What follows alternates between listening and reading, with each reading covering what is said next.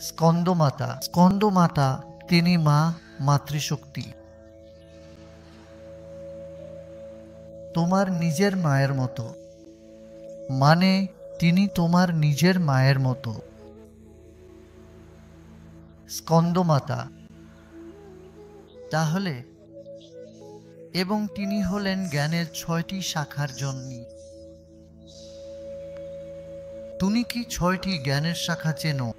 ন্যায়, বৈশেষিক, সাংখ্য, যোগ, বেদান্ত আর তারপর উত্তর মীমাংসা। তাহলে এগুলোই হলো 6টি স্বরদর্শন।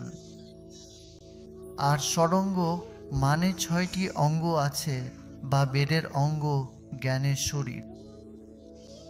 তার মধ্যে জ্যোতিষ আসে, সঙ্গীতও তার অংশ। জ্যোতিষ মানে জ্যোতিষশাস্ত্র, সঙ্গীত। 64টি ভিন্ন ভিন্ন শিল্প ও বিজ্ঞানের শাখা, জ্ঞানের শাখা। আর স্কন্দমাতা এই সমস্ত জ্ঞানের জন্যই।